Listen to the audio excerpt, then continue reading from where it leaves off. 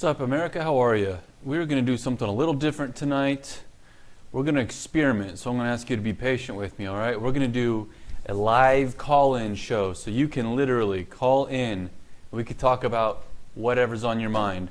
I'm going to kind of handle this like I normally do, where I just kind of go off on whatever topics or articles or videos I've been watching, talk politics with you, talk headlines, talk policy, all that kind of stuff. But you can call in right now and we will talk, you and me, right now. So it's been a chaotic week. Obviously the protest stuff, the police, the protesters, blacks versus whites, everything. I have a paper I'm writing. It's got a little insight as far as policy, some ideas, but I'm also not trying to rush this thing just because I don't want to just get out in front of the camera and put something out there and have it be something that's really dumb. Also, this book right here, America in Black and White. If you guys want to talk about race relations, if you guys want to pretend like you care, Black Lives Matter, whatever it might be that you're involved in, you better know your history. Because I've been watching a lot of you on Twitter, I've been watching a lot of you on Facebook, and you look like fools because you have no clue of what the history of America is, even up until like the last 25 years, 30 years. So many people that I see talking right now are acting as if American history started like 3 years ago or something. So I'm going to do a live video book review of this. You're going to want to save this video. It'll be in about a week or so. You're going to want to save this book review and forward this video to anyone, friends, family, co-workers, anyone you know who has been getting on you about race relations in America. Because if you don't know exactly how all this stuff has evolved over the last 250 years, just believe me, there's a lot there that you're missing. Okay, let's see what's going on. Let me put my glasses on here. You guys, let me start right from the top. Are you guys watching what's going on in Seattle? Oh my gosh, look at this right here. Right here, check this out. Seattle Mayor Ginny is allowing a dangerous situation to fester. Antifa militants have taken over and created an autonomous zone in the city with their own rules. Police precinct abandoned. Antifa set up barricades to create border, calling for volunteers to provide armed guard. No, you guys, for those of you who think this is white supremacists and stuff, you know that's possible that there are a few here and there, but this is absolutely Antifa. Just go Google search. I mean, I don't know where you've been for the last 3 or 4 years. Have you not watched these riots all up and down the major cities on the West Coast? Okay. So what you're seeing on your screen here, let me double check. Yeah, it looks right. Okay. That green highlighted area, this is where they've barricaded. They've put road stops and big blocks and all of this in the way. I'll show you some photos in a minute. But there's a police precinct right in the middle there. And all of these Antifa types with their militant gear on have basically just like called this their camp. And I'm telling you, I don't know, we'll talk about it in a second. Let me show you some photos. I'll go back.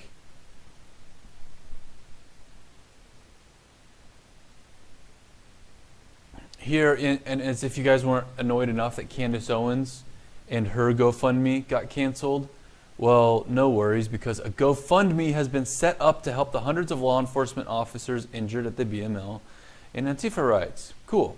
Go check it out. Now, here's some photos of Seattle. Check this out. So they've boarded all this stuff up. You can see they spray painted on the police department. It says, instead of police department, Seattle People Department. Okay. They've got, see, like this was a street. They've barricaded it with fences and these dumpsters. Cop-free zones. Here's another one, although this one is not nearly as sturdy as the other, but you can see what they're doing here. And like, you know what? Like, this looks like a bunch of angry high school kids who don't want to hang out with mom and dad anymore. What is going on in Seattle? And so again, you can see right down here. Here's the map. I don't know if you're very familiar with Seattle. From this angle, I'm not, but yes, they've got an entire police precinct. They've got a few medic stations. There's a baseball field over there. But this yellow crisscross, that's like their ground zero. Political community center and free speech area. Yeah, okay, we'll see. You guys know what's going to happen, right? You know what's going to happen. You already know. Here's some more photos. This is going to turn into Like, what's that, when you're in elementary school and you run away from home and it gets, the sun starts to go down. It's not even nighttime and you go back because you're too afraid or you chicken out. These guys, what do they think is going to happen? Like, how are they going to get food and energy? The city, if they actually care, which they probably don't, but if the city wanted to, they could just turn off all utilities and then block all entrances to these guys. Abolish police, get Antifa, militants take over Seattle neighborhood. Again, not surprising. So that's from Andy No. And was there one more about that I was going to show you? No. Okay, let me see here. Again, everybody at home, if you're just tuning in, this is a unique thing tonight. I want you to call in if you want to. Call in right now. My phone is right here. You and I will talk, whatever's on your mind. And this is kind of unique because I'm trusting you guys to call about whatever you want. So you can, no filter, whatever. I don't care. All right, check this out. You guys might have seen this morning. I posted this. I had this scheduled from last night on Facebook. All right.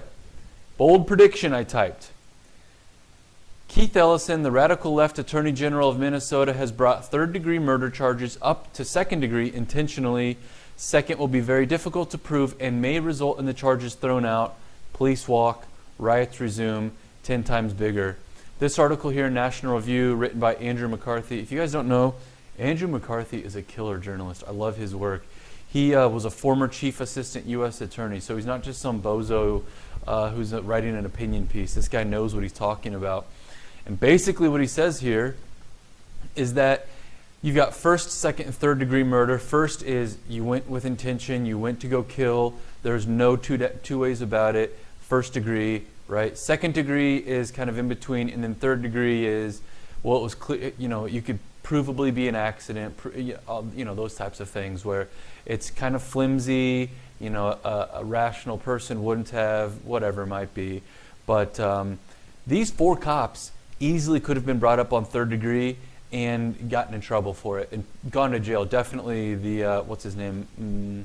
What's that guy's? Derek Chauvin. That guy definitely would have been shut down.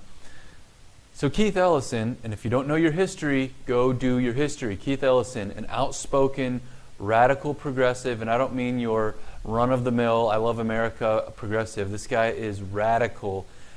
He is the Attorney General for the state. And he brought these charges from third up to second. So what Andrew McCarthy is saying is having the court and the juries prove a second degree is going to be borderline and flimsy, and it's very possible this thing gets turned out. Keith Ellison is not dumb. He knows exactly what he's doing. And like I said, bold prediction, this gets thrown out, the police walk, and the riots come back 10 times bigger than they were. This could be shocking. Speaking of solutions, I put this on my Facebook and my Twitter, my Instagram. Here's a solution. You guys want to... Yes, everybody keeps focusing on the police this, the police that. Hey, how about, one of the reasons Black Lives Matter people are protesting so much is they're so frustrated at the criminal justice system. Let's listen to Bill Barr. Didn't require the crisis we have today to get started with the First Step Act and with establishing a commission which has been looking at the very issues we're dealing with today. And I know there's a lot of interest among police leaders for clarity and guidance on the use of force and some of the issues you were just talking about, Sheriff. Making sure the standards are out there, making sure they are trained, and making sure they are adhered to. And we're looking forward to working with you to get that done. The time for waiting is over. It's now incumbent on us to bring good out of bad. And we can do it, and the commitment is there in law enforcement to do it, so let's get it done. So he briefly mentioned right there, the First Step Act. The First Step Act is a criminal justice massive milestone for criminals. Joe Biden, you've seen the clips from his crime bill of the 90s. He and, crooked Hillary Clinton talking about super predators, right? All of these harsh penalties that got put into place were overwhelmingly focused, and even, incentivized for numbers. More people in prison got more money put into these police departments in local areas. Also, that crime bill put, I think it was like another 100,000 prisons across the country. Was it 10,000 or 100,000? Anyway, far more prisons, and it made crime a more lucrative, profitable industry. President Trump, in his First Step Act, said, okay, look, we've got a lot of people in jail right now. If you are on good behavior, we are going to fast track those credits so that if you had a crime from 20 years ago or 10 years ago and you've been a really good person, we'll get you out of jail and get you back on your feet. This is huge. Again, people are just saying, like, let's defund the police, let's reform the police, sensitivity training, de-escalation training, whatever. There's more than just the police, okay? It takes two to tango here. So this is one in a multifaceted problem. Here's this young lady, Jessie Melton. Jessie is running for Congress down in Florida, 22nd District. She says Joe Biden and Kamala Harris are still the reason why thousands of black Americans are still unjustly incarcerated for minor marijuana infractions. It's the truth. It's the truth. And I want to remind you guys, if you're just tuning in, we're doing a special deal tonight. Live call-in. The phone number is right there on the title. 816-226-6525. Call me, we'll talk. Literally, whatever's on your mind. I've got a lot of stuff. I'm going to be live for a while tonight. Oh, so I saw this one today. I don't know if you guys saw this. Is it still trending? I don't think it's trending now. Maybe it is. Hashtag shutdown STEM. That's right. The online progressive people, whatever, have now gotten this new movement, hashtag shutdown STEM, where they're actually trying to shut down science, tech, engineering, and math and academia in protest of Black Lives Matter. These are industries that don't care about your color. They simply care about the numbers and the data. That's it. So here this guy says, perfect. Now they're going to try to put all the academia people against the wall to test their virtue. It's literally the communist mob going around thought policing every segment of our industry. If you believe that compliance won't be compulsory, you're wrong. And that's where I commented, do not be afraid of the mob, tell the truth. You guys, I see a lot of you, and you guys send me messages, I know. You guys are scared. You're scared to show up. You're scared to talk out. You're scared to put a yard sign in your front yard. You are scared to wear a Trump hat or wave a Trump flag or whatever it might be. And I get it. But the next 6 months, the next 5 months, between now and November, you got to swallow that fear. We have to, all of us together. I'm right here. I'm leading this charge. Put it behind me. If you're too afraid, put it on me. I've already put myself out there for the whole world to criticize, and plenty of people already do. If it's too much for you, come to me. I'll do it. But we cannot let this rabid progressive mob of online trolls shut people down. And I'll tell you, it's really shocking the first time they do it, because the first time it came to me, it came from so many different angles, and then they follow you around on different platforms, and you actually think, oh my gosh, here we go. But as soon as it hits, remember what Andrew Breitbart did. He lived for this. He lived for that confrontation, because all he would do is ask them to explain themselves, ask them why, ask them how, and that's as far as they can get. They cannot get any further than that. Okay, I want to show you, multiple of you have sent this to me. Oh, by the way, I meant to send this to you guys. Read it and weep. June 2nd, June 3rd, and June 4th were bombshell after bombshell after bombshell of developments in our judicial system in America. On the 2nd, Hillary Clinton had her virtual court and lost her case regarding the missing emails and will be forced to testify in September. So this has been going on for years. Tom Fenton and Judicial Watch have been trying to get Hillary Clinton under oath, and she keeps sending these lawyers, she keeps blah, blah, blah, whatever. This has been going on for so long. And what happened was they tried to plead her case, and the judge said, now, you need to come in person. So watch what happens in September. This could be huge. Also, Rod Rosenstein testified in front of the Senate. This was so embarrassing. He threw everyone, including himself, under the bus, whether he meant to or not, because they were just asking the Senate Republicans, or like Ted Cruz and others, We're just asking the questions that you and I have been asking. All of this evidence has piled up, massive amounts of it, just piling up about lies, corruption, deception, multiple agencies involved, multiple collusions at different levels of intelligence and judicial systems and everything. He embarrassed himself, absolutely. It'll be interesting to see what the next step is, because what happened the next day, the Senate votes to subpoena over 30 Obama officials in the Obamagate case. And I've got it right here, actually, right here. Tell me if you guys know any of these names. James Baker, John Brennan, Sid Blumenthal, James Clapper, James Comey. I'm just going to go to the names you guys know. Kathleen Kavalek, Sally Moyer, Victoria Newland, Lisa Page, Samantha Power, Bill Priestap, Susan Rice. You remember By the Book, By the Book, By the Book? Yeah, that's Susan Rice. Peter Strzok. Yeah, 32, you guys. 32 Obama officials have to show up in front of U.S. Senate and explain why all of that was happening. That's explosive. That's major. And you guys, I didn't see that on the news.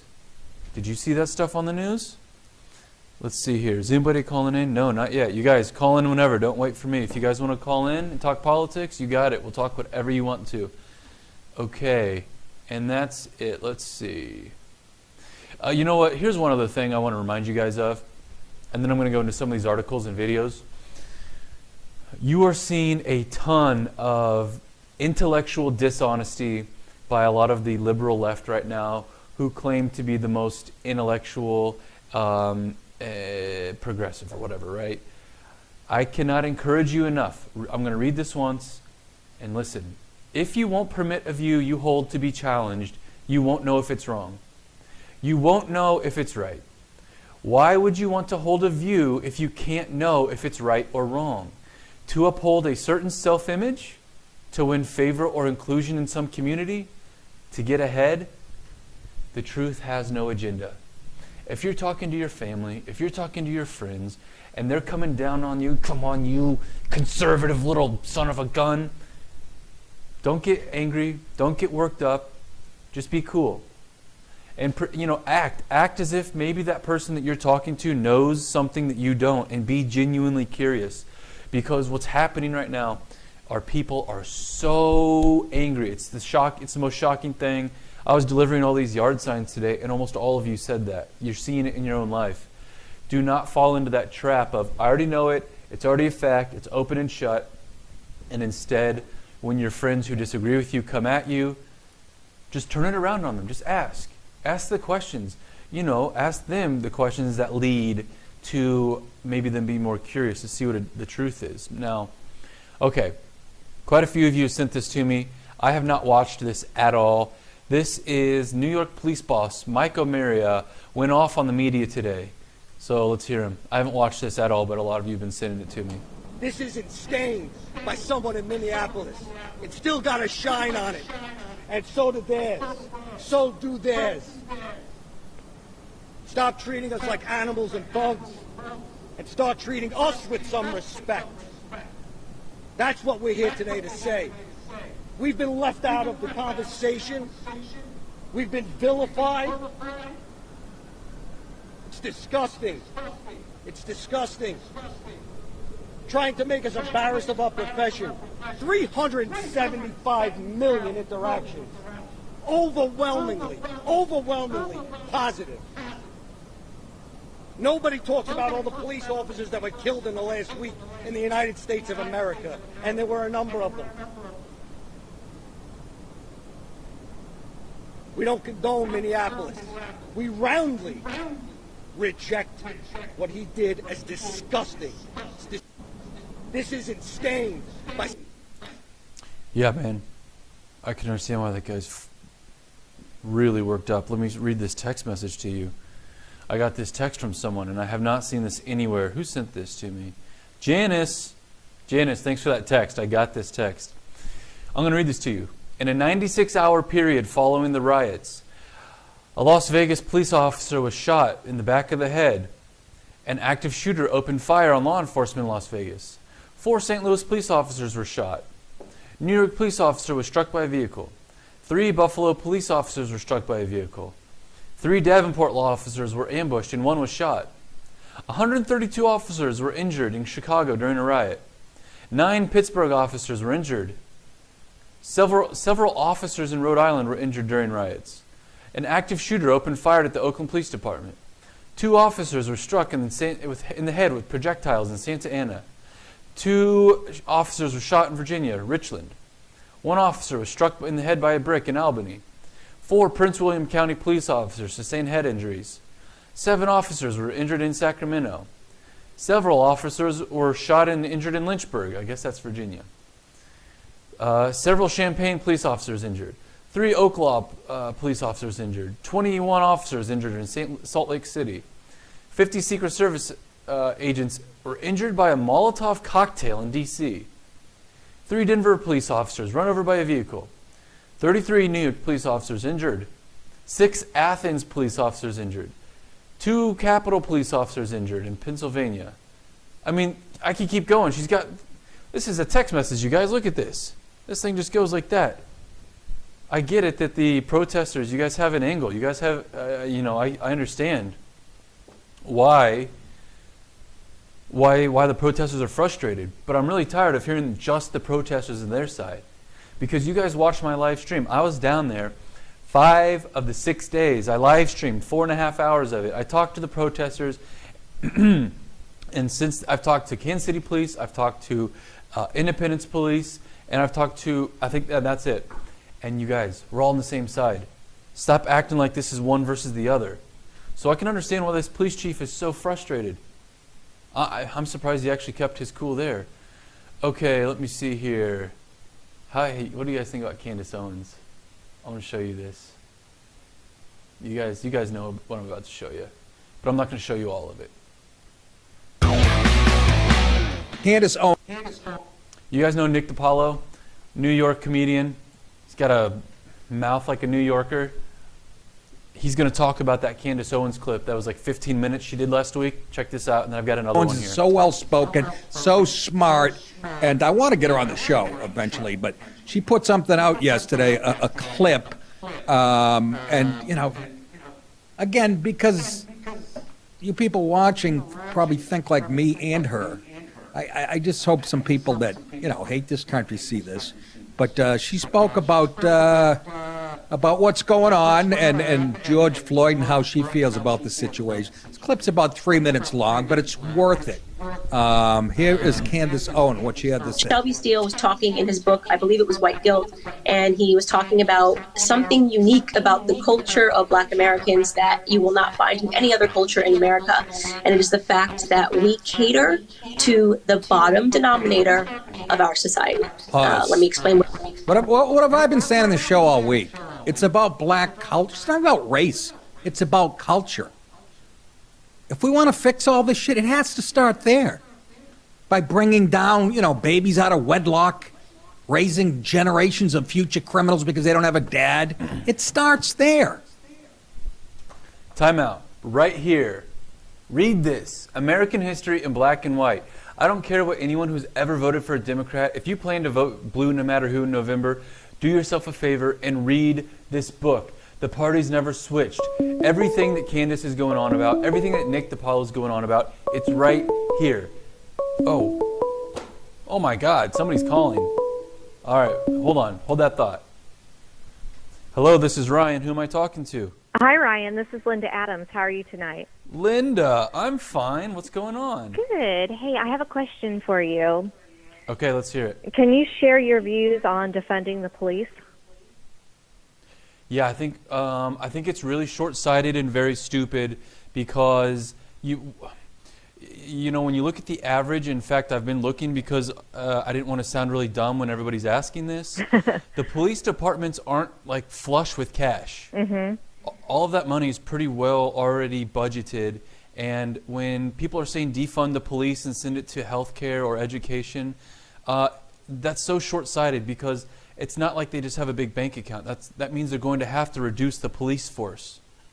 And reducing and we the already police know what's yeah, I was just going to say, and reducing the police force is not going to help us at all, right? Well, Linda, who's going to get hurt the most if you reduce the police force? Oh, I know. Just the regular person. Yeah, it's not going to be the richest people because they can afford private security or something like that. It's going to be the most poor people in the city who are then going to see more crime. I think it's very, very short-sighted. And I really don't understand. I mean, it might be, there's one angle that it's nice because the people are starting to uphold the Second Amendment and take responsibility for their community watch and all of that, but that is such a small thing. Yeah, defunding the police seems extremely short-sighted. What do you think? Pretty much the same as you, because I keep thinking, okay, if they defund the police department, then who am I going to call when somebody breaks down my door? Who is going to take care of order on the streets? Yeah. There's just a lot of different things. I was just curious what your thoughts were on that. And then one other question, and then I'll let some other callers call in, is what are your thoughts on abortion? Okay, before I get to that, I have to ask, Linda, did you see the city councilwoman from Minneapolis talking on CNN about defunding the police? No, because I don't watch CNN. I don't either. But I'm going to play it for you. Hang on. Okay. Minneapolis City Council. Oh, shoot. I think I read some of it, though, where they're saying that they're going to get community groups to take care of their... Am I right? Am I remembering this correctly? They're going to have community groups that are going to take care of things, and they don't. That there's... People are afraid when the police are called in, and... Yeah, and she's talking about social work, but she also says, I didn't realize how much I'm privileged, and, I need to check my own privilege and all of that. It's a 5-minute clip, so I won't play the whole thing. Okay. But basically, she just repeats all of the nonsense of, well, people just need to realize that there are more people important than them, and just, anyway, I won't get into it, but maybe I'll play it here when we hang up. But, okay. Yeah, no, I'm totally against defunding the police. It's very short-sighted. I don't think it's going to be the right answer. The next question you had, though, about abortion, I think that abortion is wrong. I think that it's definitely something you would never encourage someone you love to do. When I look at the abortion issue, I look at it, the biggest part for me is culturally. When we encourage abortion, for example, up in New York City, it's an open secret that there are more black children aborted than even born. And I think to myself, what are we doing?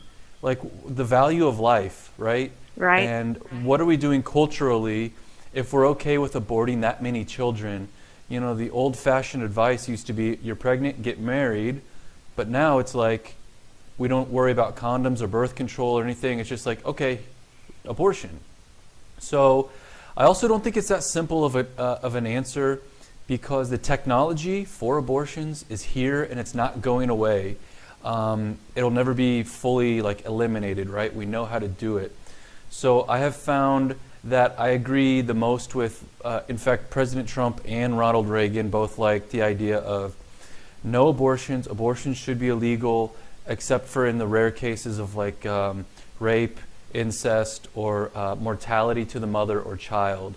And I think, one time I said that, and a lady had said, well, Ryan, those three things only count for 3 to 4% of abortions. And I asked, well, I guess one way to look at it is we're decreasing abortions by 96 to 97%, which at least is a good start in the right direction. So that's kind of how I feel about the abortion issue. Okay. Fair enough. Okay, Linda, thanks for calling. You're welcome. Good luck, Ryan. Take care. Thanks. You're See ya. welcome. Bye-bye. Okay, guys. Linda, thanks for the call. Anybody else? Again, we're wide open. You can call if you want to. I'm just sitting here before I get anything else going. Somebody's texting. Okay. Antifa leaders being scooped. Huh. Okay. So feel free to call. I'm going to keep playing the Candace Owens thing, and we'll keep going down this route. But like I said, if you guys want to, you go ahead and call. And the government not sending them money to have babies. That's where it starts. None of this is going to get fixed until that gets fixed. And that's what she's addressed. By the way, the white illegitimacy rate has gone up in years too. But this is what she's addressing. What he means by that, he means to say that we are the only community that will get outraged and get up and organize and picket in protest to defend the bottom denominator of our community, meaning criminals, burglars, robbers, anything that you commit a crime. Only Black Americans will be out picketing to defend the criminals. It is not something. Amen.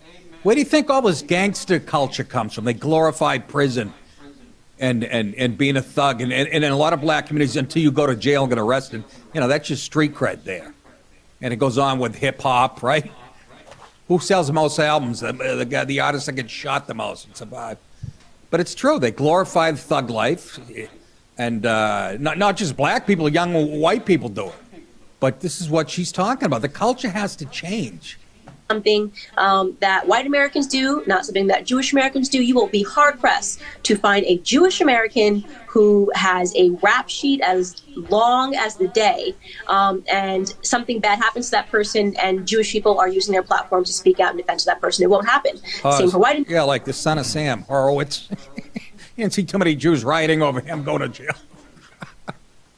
Americans, not a single white American is out there defending Derek Chauvin. They will dispose of the people that they think are at the bottom of their society, and they will instead uplift the people that are at the top of their society, which means that they're raising their average very easily. When you rally behind the people that are doing the good things in your society, as opposed to people that are doing bad things in society, you raise your average. So we have collectively lowered our average because over the last 5 years, it has become extremely fashionable for us to martyr criminals.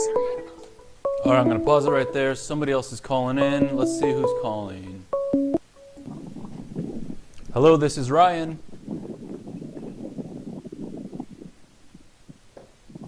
Hello, can you hear me?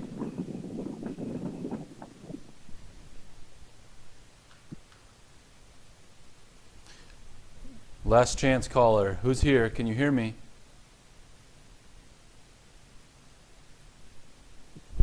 All right, I'm going to have to ask you to try again because I cannot hear your voice. I hate to do that. Somebody's calling in and I'm trying to hear them, but I don't know. Maybe they couldn't hear me. Maybe I couldn't hear them. But let's see. Hang on. All right, calling again. Let's hear. Hello, this is Ryan. Hey, Ryan, can you hear me now? Yes, I can. Who am I talking to? This is Paul Riker from South Kansas City. Paul, cool. Thanks for calling in. What's on your mind? Hey, no problem. We've talked a couple times on your page. I hope this is feeding back.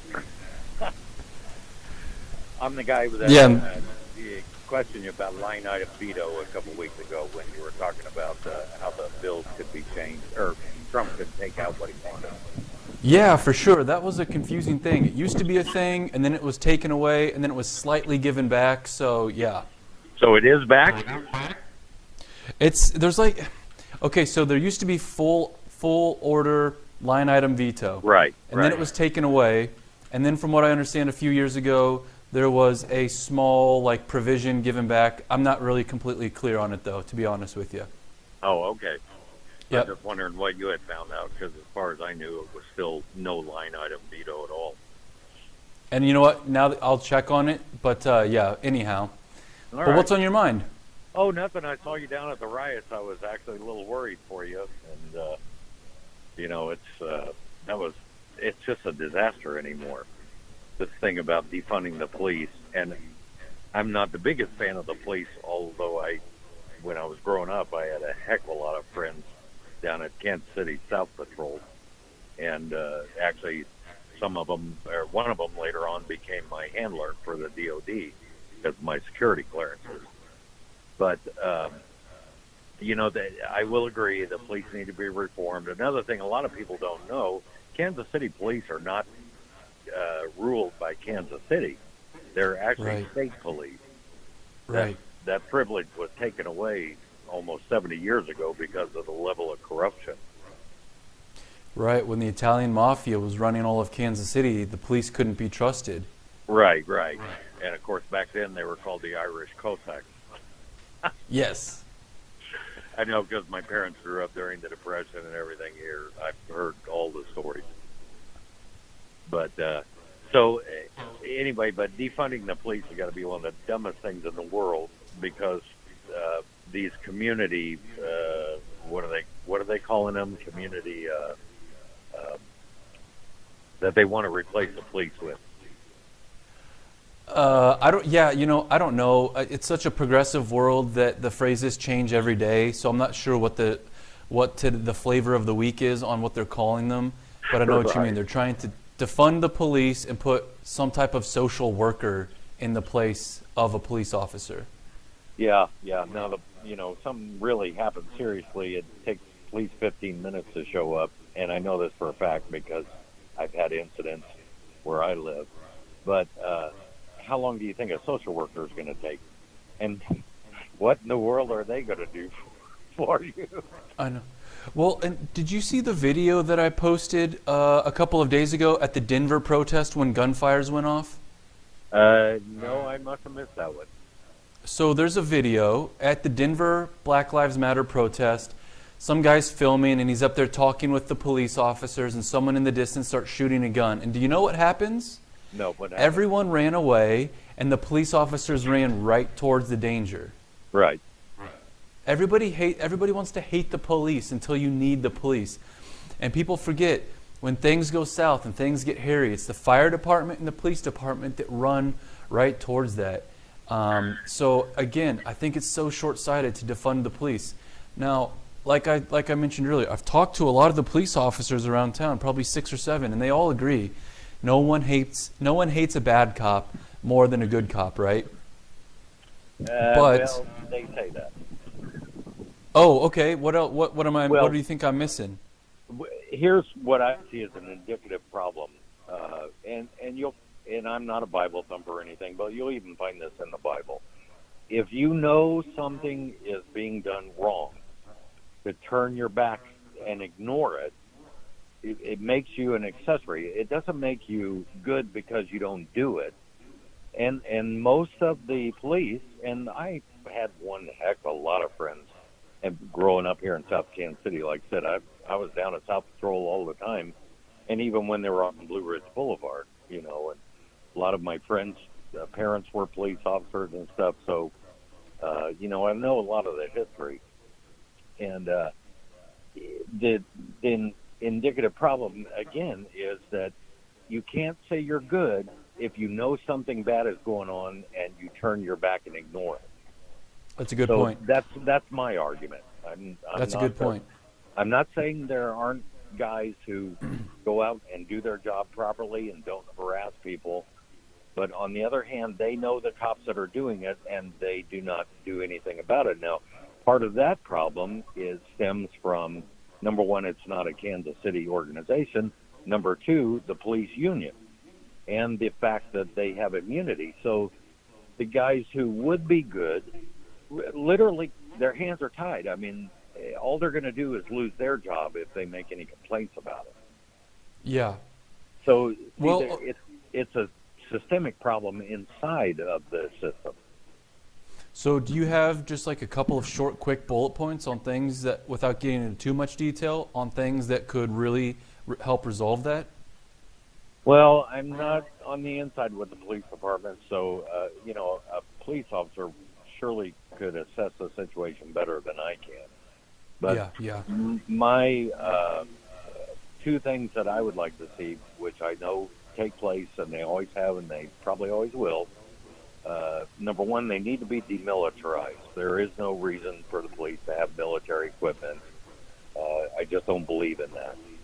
And the other thing is to change the hiring practices to get better quality people in there. And, a lot of the good police will tell you this too.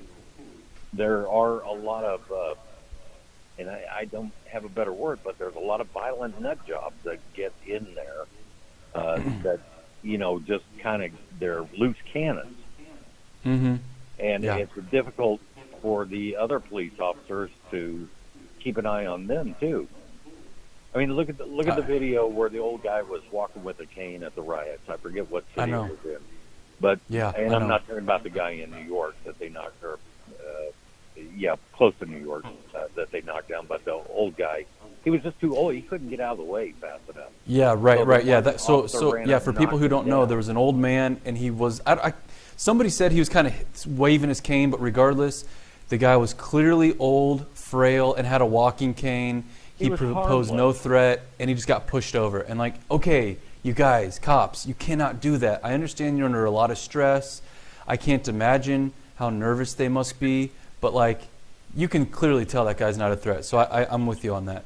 Well, and here's what really upset me about it. The police officer that knocked him down ran back and away from him, and it was other police officers that ran over and helped the guy back up.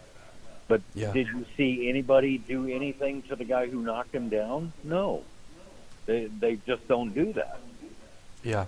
And there's other instances, like the media. I don't know if you saw the one where the police officer with the paintball gun started shooting the media people, the reporters. It was a lady reporter. Yes. Yes. If you watch that whole video, he had absolutely zero reason to do that. I mean, none Right. whatsoever. And yet no other police officer did anything about it. So that's why I don't buy into the good cop, bad cop thing, because Okay. you've got a police, police are in the code enforcement field. And even when a police officer is breaking codes, they've got to be stopped too. And you don't see that happening. Okay. Well, hey, I love the call. I love the conversation. Please, when I do this next one, call again and give me some more insights. I've got 2 other people that are calling in, so I'm sorry, not I'm trying to tie you up, but I hope no everybody problem. I gets love it that you selected as called. well. All right, All right, Ryan. thanks for the Good call. luck to Take you, care. I'll and I see you hope later, get okay? elected. All right, good All right, luck. thanks. I hope you get elected. Bye-bye. Bye. All right, so somebody left a voicemail. Oh my gosh. This says, "Hey Ryan, it's your Aunt Lisa. We support all of our police officers and want to offer them free haircuts at Bolero. Keep up the good work." Okay, free plug for Bolero. Bolero Salon. Police officers, if you guys don't know, Bolero, here's their Facebook. It's a hair salon, men and women's, 40 Highway and 40 Highway and 291. So right there where Blue Springs, Independence, and Lee Summit all meet. There's Home Depot and no, it's Lowe's. I'm sorry, Lowe's. Anyway, yeah, Bolero. Let me see if I can click this map. You can see it. So you guys kind of know this area right here, Blue Springs, Lee Summit, right down there, I-70, 291. So there you go. Free shout out to all the police. Free haircut. You guys feel free to call in. I'm going to read these other voicemails I've got here. This person said, "I have a couple questions. I know it's kind of off subject, but maybe should be addressed anyway. What's your take on contact tracing in HR 6666? And how far do you think President Trump is going to let these violent riots go on before he takes drastic measures, such as sending our military to regain law and order?" I made a video because Beth, I don't know if you sent it to me, but I've gotten so many people sending me responses and articles and videos about this new bill, 6666. And it is the spookiest thing you've read. Basically, as if our privacy wasn't already completely done for, it's basically a way so that we can contact trace everyone and make sure this virus doesn't get out of control. This law will allow the feds to essentially almost like a digital martial law where they can crack down and trace everyone. And they say in the bill, well, this is just until the virus goes away. Yeah, well, how long is that virus going to go away for? And when was the last time a government program ran its course and wasn't reauthorized? And when was the last time a government program not only was reauthorized, but wasn't given add-ons and more money and more bureaucracy? So if this comes across my desk when I'm in Congress, I give you my word, this thing is getting voted against, no doubt about it. And how far do I think President Trump is going to let these violent riots go on? You know what? My answer may surprise you. I think he's going to let it go on for a while. I think that he's going to let the cities and the states deal with this, and the states' National Guards deal with this. And if it gets so out of control in Washington, they can call local state National Guards near them. I think that Trump, one, doesn't want to be looked at as a dictator, which is understandable. But two, I think he's going to make these extremely progressive cities and states sleep in the bed that they've made. For decades now, they've gone unchecked. They've celebrated the fact that they're sanctuary states or cities. They have allowed these Antifa types, these radical, whatever you want to call them, to destroy their cities. And then instead of holding them accountable, the prosecuting attorneys, the DAs, whoever it might be, lets them off. I actually, so like I said, I think Trump's actually going to let this go on a while. He doesn't want this stuff to get destroyed, obviously, but he wants the citizens who have allowed this to happen to be as uncomfortable as possible. That's my own opinion. All right, last voicemail here, and then again, you guys feel free to call me. Oh wait, did I miss a call from you guys? Oh shoot, 26. Who's 26? That's weird. It just shows your number is 26. Okay, last voicemail, and then I'll get back. Do you think in Minneapolis they are trying to bring about Sharia law with all the Muslims in the state as an answer to the police? That's an interesting conversation. Do you remember Michelle Bachmann back when she was she a senator? Or was she a House rep? Anyway, when Michelle Bachmann was, really going full steam with the Tea Party, she was blowing the whistle on that 10 years ago. She was saying, watch out. There are radical Muslims that are being imported to Minnesota wholesale, and they do not want to be here, and they do not want to fit in. So, do I think so? I don't know, because truthfully, I'm not up there on the ground, but I would not be surprised if something like that happens. And I mean, we already know like Ilhan Omar, she hates the United States and whatnot, and she praises her home country and the way of life they had there. I'm just going to read a few of your comments. Let me see if you guys have anything positive to say here. Okay, some comments here. Man, you guys are going crazy in the comments. Hey, you guys, I'd rather you just call me. Just call me. What's my phone number? 816. What is my phone number? 226-6525. Give me a call. Ask me whatever's on your mind.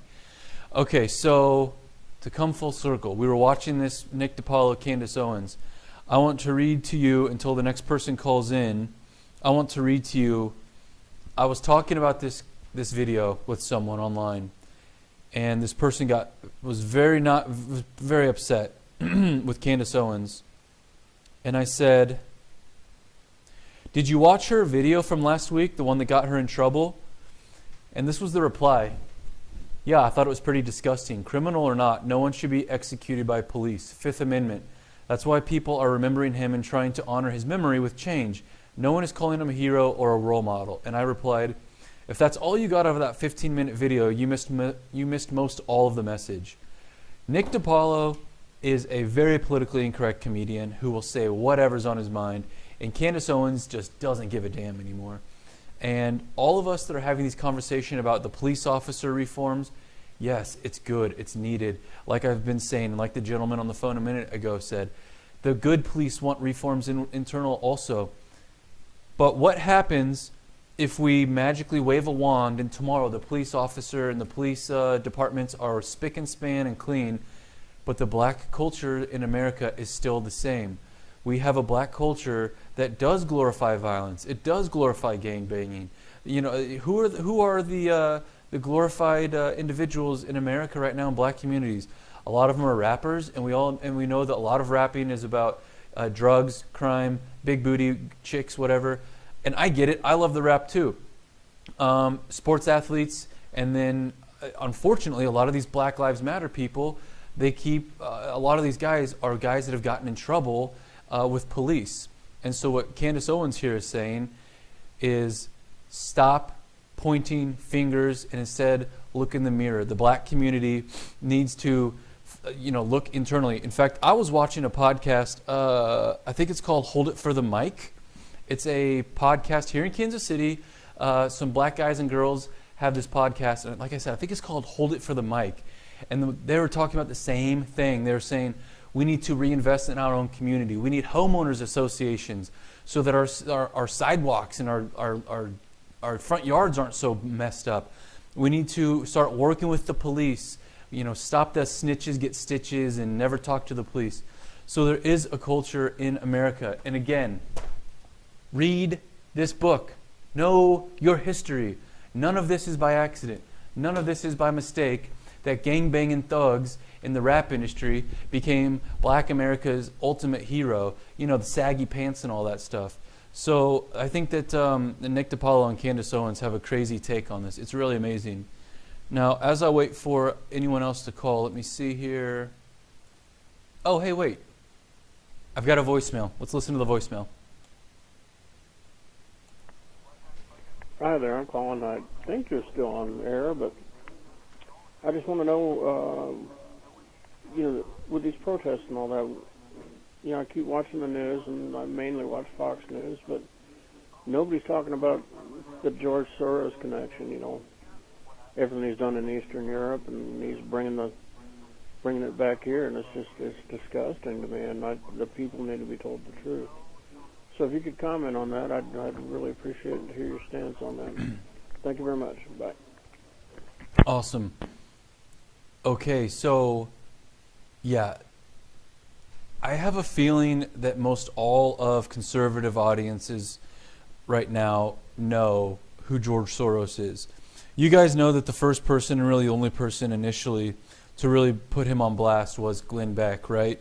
And Glenn Beck, they almost had his entire show run off the air through a coordinated effort.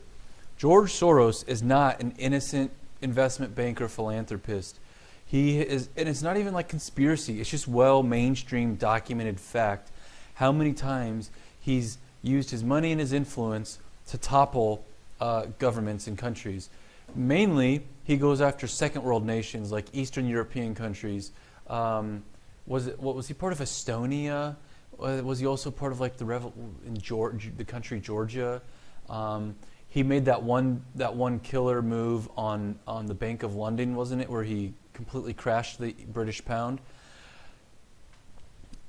I got to be honest with you, caller. I don't know your name. I don't know how George Soros is still walking the streets and living in Upper East Side, New York City. The guy is clearly a threat to the country. His son is openly a threat to the country, and it's not even a secret.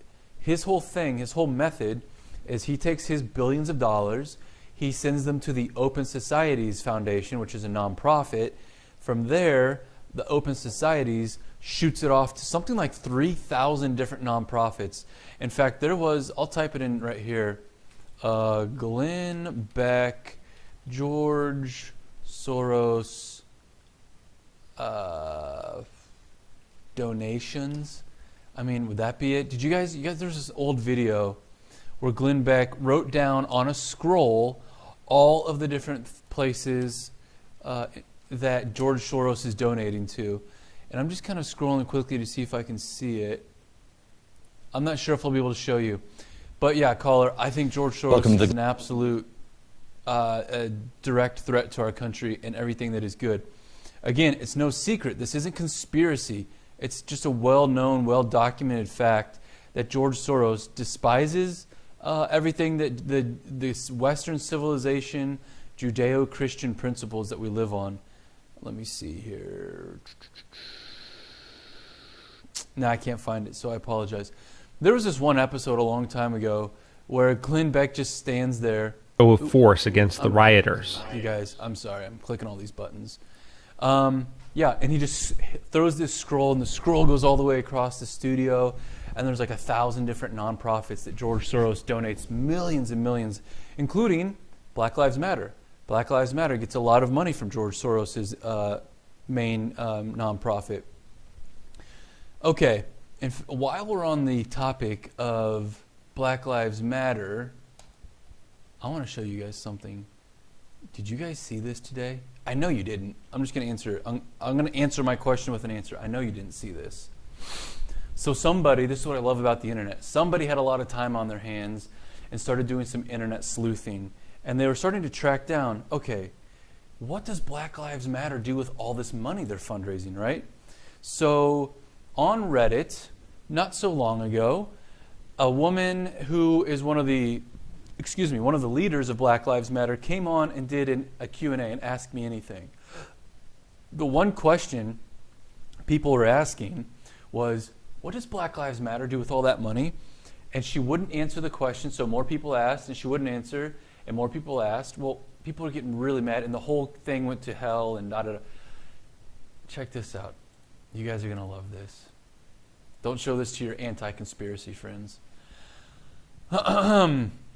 Major cities, governments, and people around the world are donating millions to Black Lives Matter. The group had a rep do an AMA today, which is yesterday, and refused to answer any questions of where that money was going. Why? Because Black Lives Matter is just a money laundering scheme. For example, we have Los Angeles donating $150 to $250 million to Black Lives Matter. How does one do that? Why? They go to blacklivesmatter.com and they click donate. Where does that take us? Let me just go, again, let's just make sure we're covering our things here. Right up here, donate. There you go. It takes you to this link. You see this link up in the URL, Act Blue? Act Blue is, whoops, right here. What is Act Blue? Act Blue is a non-profit technology organization established in June 2004 that enables Democrats, progressive groups, and nonprofits to raise money on the internet by providing them with online fundraising software. If you're not familiar, Trump campaign endorses WinRed. I use Anodot. Almost all Democrats use Act Blue. It's not really like a big secret. It's not anything controversial. But yes, Act Blue is the Democrat. WinRed is the platform for Republicans. Also, like I said, I use Anodot. They're all totally secure and all that. So let's check. Oh, now again, here's their website, Act Blue. See, right here. Again, it's not some big secret. It's a very legitimate company. It's just, what are they doing? What is it very legit? Okay. Redesign of Contributions. This is in the fine print. In the event that a campaign or committee fails for 60 days to cash a check from Act Blue, which includes your contribution, after Act Blue makes repeated attempts to work with the campaign to ensure all checks are cashed, or B, affirmatively refuses a contribution earmarked through Act Blue, your contribution will be redesignated as a contribution to Act Blue. Here's the important part. Contributions to social welfare organizations which are similarly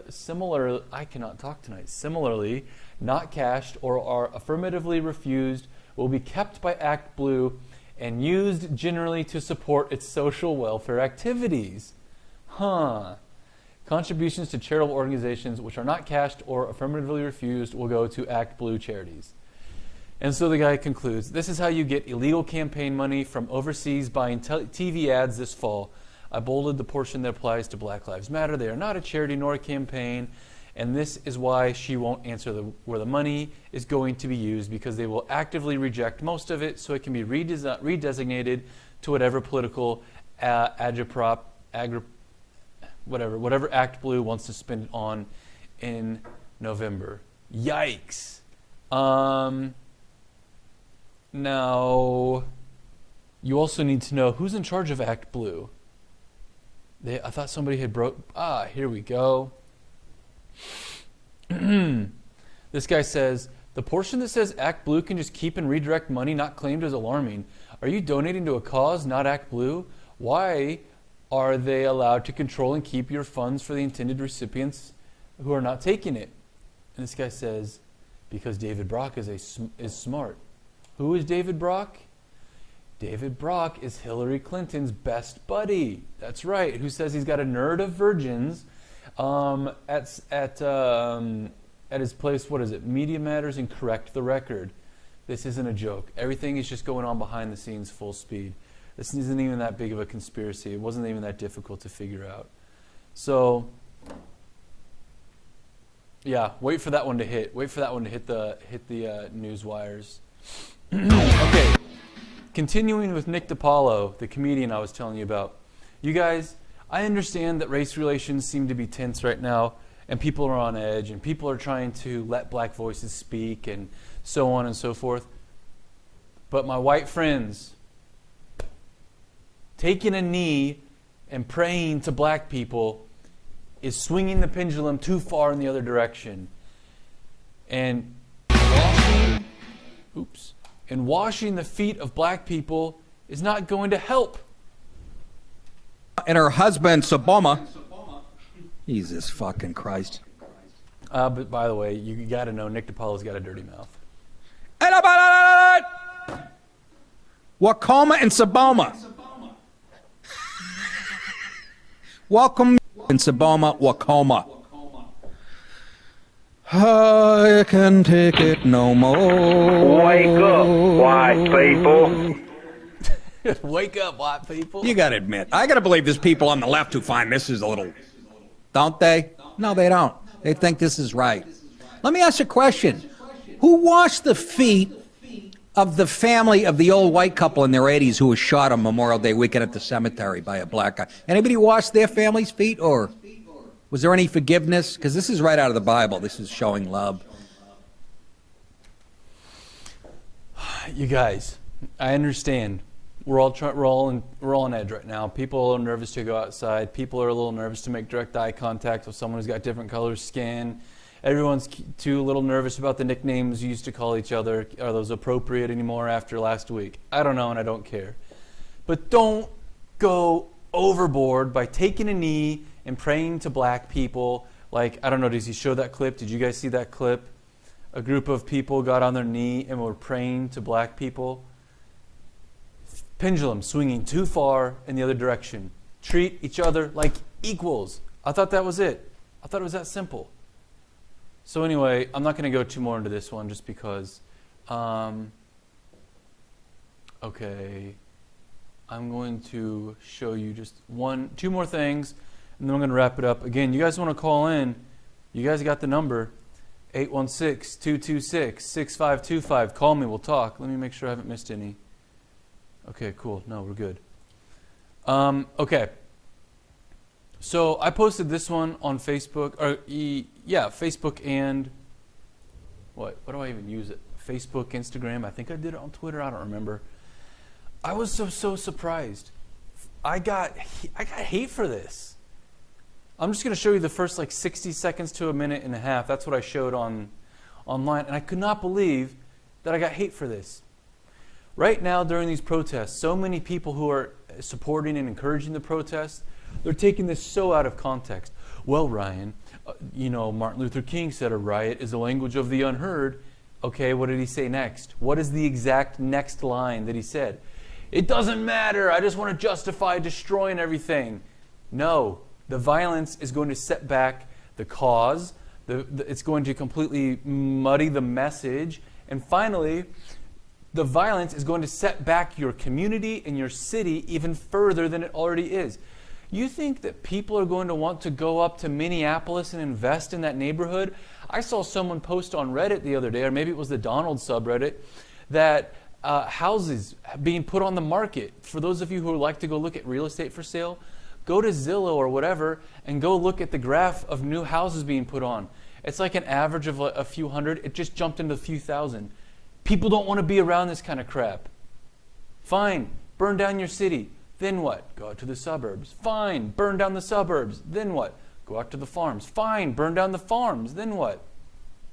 Eventually, you have to stop the violence and actually sit down. If a riot is the language of the unheard, America's listening. You've got our attention. Now put down the crowbars, put down the skateboards, put down the stuff that you're looting out of the stores, and let's talk about solutions. So I'm going to play this to you. I got a lot of heat for this one, and I don't know why. I think we've got to see that a riot is the language of the unheard. To justify the violent tactics of some of the protesters in the demonstrations that have swept the country over the past week, Martin Luther King Jr.'s famous line has been circulating once again. Last Saturday, King's own son posted it to Twitter. But that quote has been widely misinterpreted because it's taken out of context. Nonviolence is the most potent weapon available to the Negro in his struggle for freedom and justice. I think for the Negro to turn to violence would be both impractical and immoral. King sought to make his position crystal clear in his 1966 interview with 60 Minutes' Mike Wallace. I would hope that we can avoid riots because riots are self-defeating and socially destructive. King considered violent protests to be self-defeating because, as he argued in 1968, every time a riot develops, it makes a right-wing takeover more likely. So yeah, that's what I had posted, and I got so much heat for that. Why? If you want to quote Martin Luther King, at least do the whole quote, not just the first half that justifies how dirty and messy a protest that you claim to support has become. So anyway, it's intellectually dishonest. It's ridiculous. It's low energy. You're better than that, folks. Yeah, Charles says, Ryan, they hate King. It's really bizarre. For some reason, it kind of seems like, I don't know. And you say Malcolm X is who they follow. Man, it's so strange you say that, because Malcolm X has so many great interviews where he warns everyone about the white liberal. He says, the white liberal is not your friend. The white liberal is going to put you on the front lines to die and sit back in the cool comfort of their own home and continue to postulatize and theorize and intellectualize all of your strife and pretend like they're actually helping you when they're not. Malcolm X, if you search on YouTube, he was at Berkeley. Malcolm X, I'm not going to play it because it's like 30 or 40 minutes. Yeah, it's this one right here.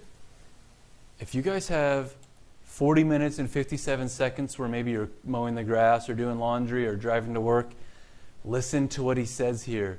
And whatever you do, don't share it with your white liberal friends. Their heads might explode. Oh my gosh, somebody's calling in. All right, let's see. Okay, we got a 913. Here we go. Hello, this is Ryan. Hi, Ryan. My name is Philip Foster. I'm actually a Kansas resident, but I've tuned in. And I don't know if maybe it's something you've addressed already, but, looking at, obviously we have a lot of problems that we're facing.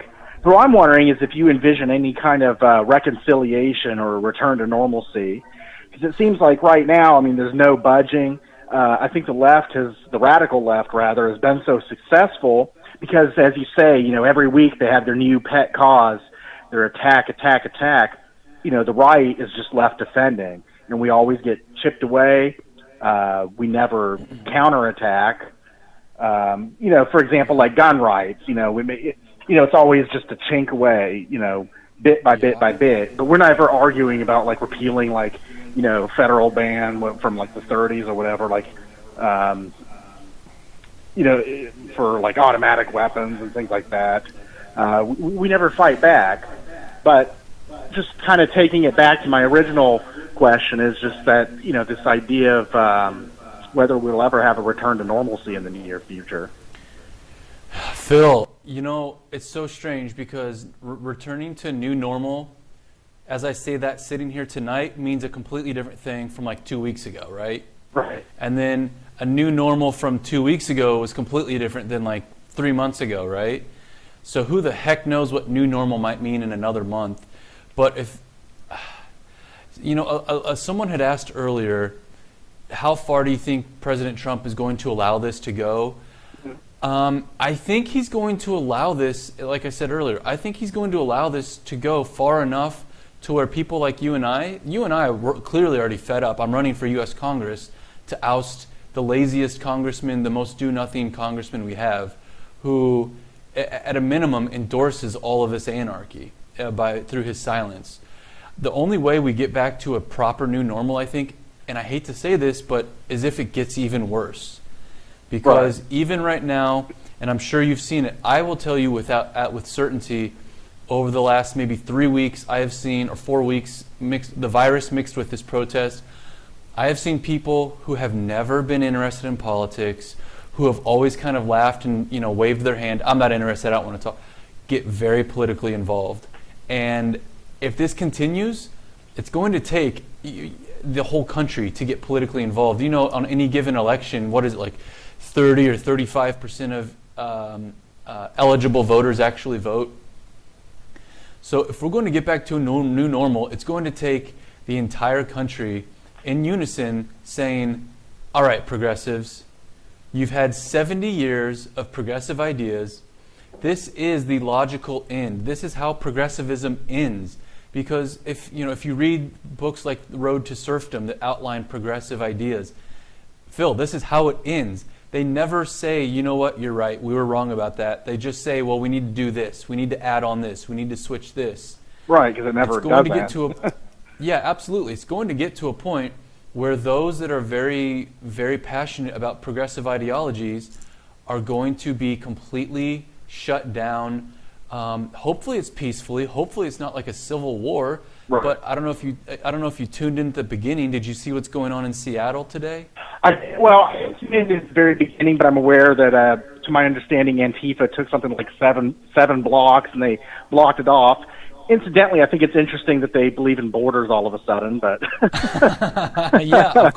See, that's why I say this. And I agree that. Sorry, go ahead. I didn't mean to cut you off. Yeah. No. It has to continue because these progressives are showing just how much they have no honesty or no principles or no values. Everything is just what suits their argument in the moment. So you're right. Borders have to go. We need no borders. Oh, well, okay, we're going to make our own our own wall. They're building a wall for God's sake, Phil. So yeah. Right. That they would say, we don't need guns, call the police. And now they're saying defund the police. And then when you say defund means eliminate, because that's what defund would mean, you eliminate their funding, then they're like, well, no, we're not actually calling for defunding. Where some people are actually doing just that. Explicitly, even. Yeah, and so when you ask about new normal, that's where I come to. It's kind of grim, but I think the only way is if this gets so bad that everybody gets politically involved and in unison, whether it's through voting or protesting. Because I don't think we're going to turn to a civil war. I really don't. All of those radical progressives are the ones that hate guns. None of them have guns. It's people like you and I, conservatives, who have the guns. So I don't think there will be a proper civil war, but I do think that the only way we get back to a normal is if this continues to get worse, which it looks like it's going to, and then in unison, people get politically active, and even if it's just at the ballot box, they go and they vote out anyone that supports or has in the past supported this radical progressive cancer that has been growing now for 60, 70 years. So that's the best I can come up with. What do you think? How do you think we get back to a new normal? At this point, I have a hard time envisioning it, at least in the near future. Obviously, everything goes back to normal. Even looking at, say, this pandemic, it's nothing compared to the Black Plague, and eventually the world went back to normal. They weren't wearing masks for throughout eternity. Yeah. But and I do hear talk, people like, civil war. I don't think that's going to happen. That said, I think it's not as far-fetched as it would have been, say, 5 years ago talking about it, because we're already seeing violent clashes. We've seen it in like Portland, where you had like Antifa versus Proud Boys, and that could be something that starts it. And I think that if it were to go into something like that, there'd have to be some real flashpoint event. Some intolerable event that just happens, and boom, you have some kind of the powder keg goes off. That said, I don't think that's going to happen. I don't like the idea of a new normal at all. I resent that whole phrase, new normal, that they came out with the pandemic. But but I'm wondering, because I've talked to friends, and they're like, well, they're trying to go along to get along. And I said, well, that's the problem with the right. For so long, we try to go along to get along, try to be principled and take the high road, and what it's resulted in is us just losing ground immensely. Absolutely. At some point we have. Sorry, I won't keep you. Oh, sure. No. I was going to say I have a friend that's very much like that, and there's this old quote from that kind of controversial historian Howard Zinn. He says, "You cannot be neutral on a moving train."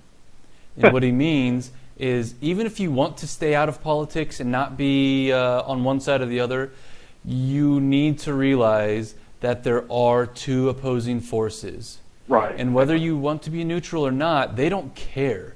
There is good, there is evil, there is Democrat, there is Republican.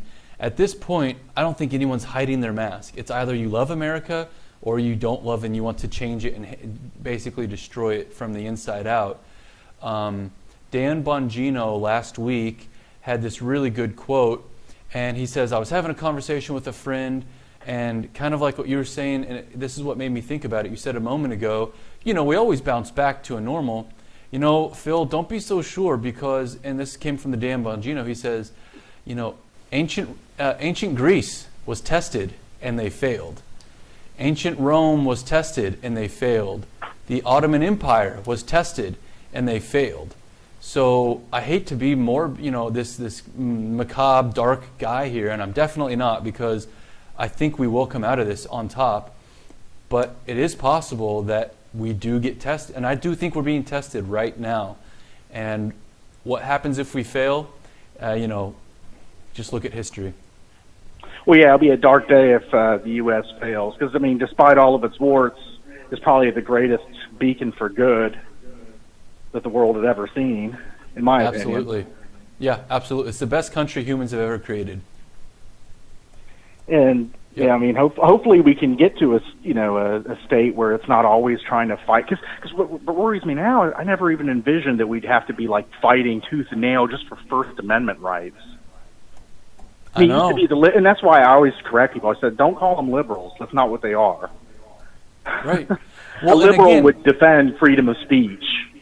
Oh, absolutely. And like you said earlier, this flavor of the week thing, we were being shamed so badly and having your character and reputation dragged through the mud if you said that you wanted to go outside or even take a walk or go to the park, even by yourself. Do you remember seeing that story in Australia where a couple went camping in the mountains and a helicopter police officer went to go get them and bust them? And now look, those same people have completely flipped the script, and now they're encouraging protests. In fact, did you see the photo from the protest in Austin? No, I don't think so. All right, I'm going to put it up here. There is just a massive crowd. Where was it? I'm searching on Google. It'll be on the Facebook stream here in just a second. Unfortunately, I'm not in front of the computer right now, so. Oh, okay. I'd have to come. I'll check it out after we're done. There was a crowd of thousands of people. I'm frustrated. I can't see it right now. But yeah, again, they just flipped the script so quickly. Here we go. Because it's the new thing. So for the those pandemic, who are watching on Facebook. Yeah. The pandemic, because ultimately all it is about is they're leveraging it to strengthen their power. And part of that is going against Trump. And so it's the crisis of the month. The pandemic failed because, it turned out that it wasn't really as lethal as they were making it out to be, not even close. Yeah, absolutely. So then it came then right after, boom, pandemic's over, now it's time to go riot and burn down cities. And as some people... And this is something that I forgot to tell everyone. Everybody wants to be like, this is not political. This is about Black lives. Hell, it's not. I was there for 5 of those 6 different protests, and each at the Friday night protest, at the Saturday night protest, the Monday night protest, they were chanting F Trump, F Trump. And on 2 separate occasions, there were people there selling merchandise that said F Trump on it. And also, and I know I've complained about police in the past. I think there definitely needs to be some kind of reform. But I think the problem is, and the reason why people that, friends I've had that were more left-wing that didn't seem to pay attention is because it wasn't through the, a racial lens. It can happen to white people. This can happen to anybody. It's a problem because when you have organizations where they police themselves, it never works out. And it's kind of going back to what I think one of your other callers was talking about, when good cops do nothing. And I think there are problems. There does need to be reform. Defunding the police, especially without a robust Second Amendment, isn't an option. And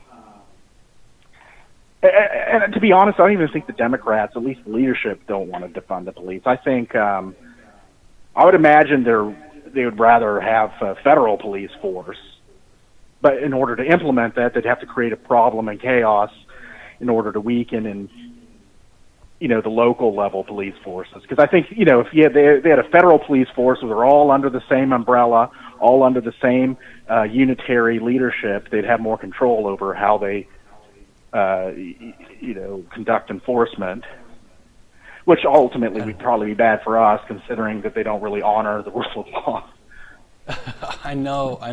Yeah, somebody had asked me yesterday on Facebook, what do you think about local versus state control for the police? And I said, I don't think it's really one of the most pressing issues, so I don't really think about it much right now. And then I sat there and I saw where Minneapolis is like, we're disbanding and abolishing the police. And then I immediately replied, on second thought, with our supermajority of city council being liberal Democrats in our county, I think it's better being state hands right now. Right. But hopefully we can get that resolved and get like a proper local control. But yeah, well, I mean, if Biden wins in November, then they'll disappear overnight. Oh my gosh! Hey, Phil, do you think Biden is going to be the presidential nominee? No. I'm not 100% certain. I'm probably like maybe 60% no. I'm thinking that, in fact, I think the sexual allegations, to some extent, were them trying to torpedo, because he was vice president for 8 years. He was known. Why didn't this come out? I think they're kind of in an OS mode where they're like, oh wow, this guy actually probably has legitimate dementia. Yeah. We need to get rid of him. I mean, he's not campaigning. Obviously, part of that is because he wants to keep pushing the COVID-19 threat, just like the celebrities wearing their masks and in their little studios at home. And I've been working from home for a year, and I dress better than some of these celebrities do. But I'm not trying to convince people that they need to stay home and be afraid. Yeah. Well, one last question for you, Phil, and then I'm going to let you go. Okay. You're on the Kansas side, so who are you rooting for? Are you in Johnson County? Are you in the 3rd District? I'm in Johnson County. So who are you rooting for that 3rd District race? I think there was what's her name, Amanda? Yeah, Amanda Adkins? Yes, thank you. I'm kind of leaning towards her. I mean, I'm not really committed to that yet. Okay. Yeah, she's the woman that works at Cerner, correct? I believe so. Yeah. And I saw this morning Ted Cruz gave her his endorsement. So Yes, that's a pretty big deal. That. That's a pretty big deal for her. Yeah, that definitely put some wind in her sails. Yeah, absolutely. Okay, Phil. Well, hey, I appreciate you calling. I'm gonna let you go. And next time I do this, will you call back? Certainly. Thanks for your time. Okay. Yeah, you bet. Take care. See ya. All right. Bye-bye. All right. Okay, you guys, I'm going to give you about another 90 seconds. If there's anyone else who wants to get a last-minute phone call in, give me a call. We'll talk. Otherwise, I'm just going to kind of see what's trending right now on Twitter, and we'll give some commentary. I'm really curious to see what's going on up in the northwest, up in Seattle, with that hostile takeover. Let's see. Wuhan. Oh yeah, if you didn't know, more Chinese university professors in America were arrested today. You know what? I haven't checked this almost all day. Let's see what's happening in the world of Donald Trump. Republican Attorney General has come out in force against defunding the police. Good. Oh, by the way, if you guys didn't see, Missouri's Attorney General Eric Schmidt last week said that 100% of the protesters that were arrested were people that were released from jail during the coronavirus from St. Louis prisons. Oh my gosh. Who did not see that coming? Yes, Eric Schmidt. And if you don't believe me, let's just look it up. Eric Schmidt. It's right here. It's not even difficult, y'all, if you don't believe me. It's so unbelievable. Right here. In a stunning development, our office has learned that every single one of the St. Louis looters and rioters arrested were released back onto the streets by local prosecutor Kim Gardner. Kim Gardner, the one that's had her whole campaign funded by George Soros. So there you go, caller earlier who was asking about George Soros. Let's see. Oh, South Carolina primary. Joe Biden defeated Bernie Sanders in the South Carolina primary, if you guys were curious. Okay, like I said, last chance for any phone calls. Otherwise, I'm going to end this stream tonight.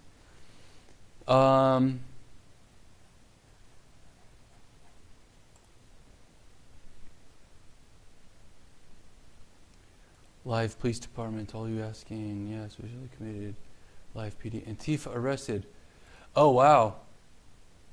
Antifa arrested. Federal agents in unmarked car scooped this chick. Some Antifa girl just got arrested. Wow, okay. Okay, I'm looking to see if there's any breaking news. No, nothing really. All right, y'all. Well, I'm going to turn it off for the night. We'll do this again real soon. I want to say thanks to what I had like 6 or 7 or 8 people call and text in. Like, that's awesome. I love that. We'll do this again now that I know you guys are interested. So I'm going to end this here. Thanks a bunch. You guys take care, all right? See ya.